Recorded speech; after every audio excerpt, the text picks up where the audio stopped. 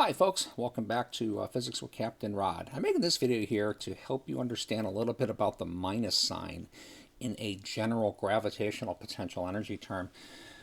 First of all, we're going to talk about this picture on the left here. So imagine we've got some sort of object, does not matter what it is, at what I call orbit 1 here, that's orbiting some planet. That planet probably looks familiar, but now, it's orbiting at a certain radius, right? It's got a certain speed at this location. Now, I've drawn a circular orbit, but orbits are generally elliptical.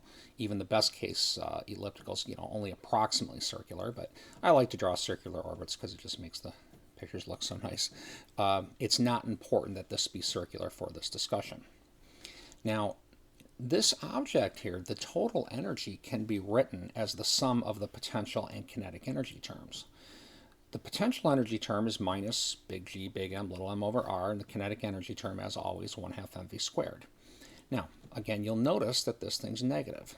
Well, here's what the minus sign in this context means. When you're talking about orbits, a total energy less than 0, meaning negative, is a bound orbit.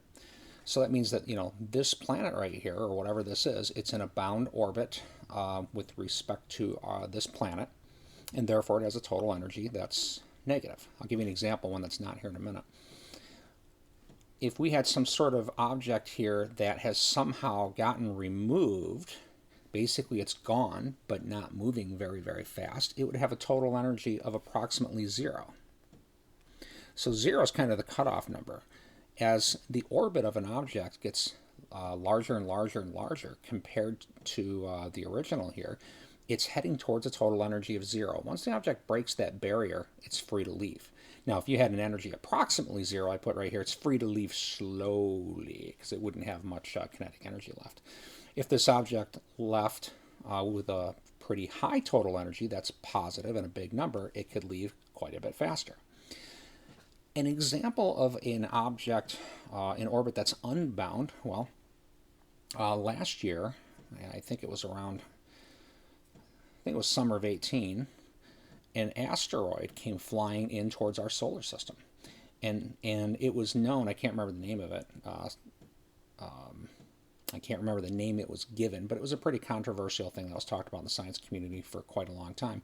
And the reason it was known to be an unbound thing from another solar system or something is because it came in with such a high kinetic energy that when you take a measurement at any given point, let's say the thing is here, and you have a speed measurement and a distance measurement, this number added out to a positive value.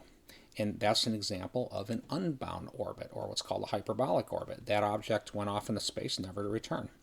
So when this total number is negative, you have a bound orbit, typically elliptical in fashion.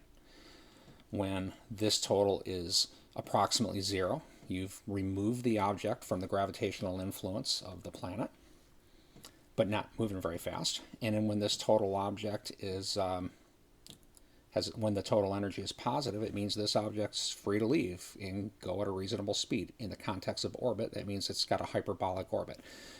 Imagine this object right here traveling this way.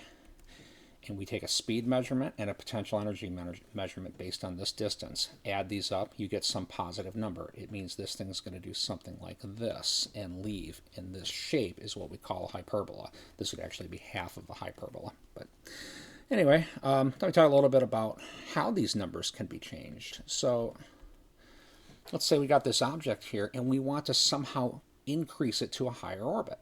Well, in order to do that, its energy has to increase. So here's kind of a stupid looking way one might do that. Imagine we get a rocket ship out here and we tie some ropes to it or something and we just tow it, basically. Now, an important thing is that you tow so that you apply the force like so. If you put the force in the opposite direction here, this thing would slow down. But if we apply the force like so or outward, this object will move up to a higher orbit. Now, if you think about in terms of work, force times this thing moves. Now, in this direction, you're doing positive work on the system, increasing the energy. So we move this out to orbit number 2. The actual numerical value will be smaller in magnitude. And I'm going to use stupid numbers. Imagine that the total energy here is minus 10. And I'm just going to put MUs for mystery units, okay? We then do some work on this. Say we do 5 mystery or 6 mystery units of work. Total energy here now would be minus 4 mystery units. And then if we want this thing to leave, let's say we did 5 more units of mystery units of work. The total energy now is the minus 4 plus 5, which is 1 mystery unit. Then this object can now leave in an unbound fashion, and it would have 1 mystery unit of kinetic energy. So that's a little bit about plus and minus signs on potential energy terms and how they relate to orbits and whatnot. Hope that this helps your understanding of this type of physics. Have a great day.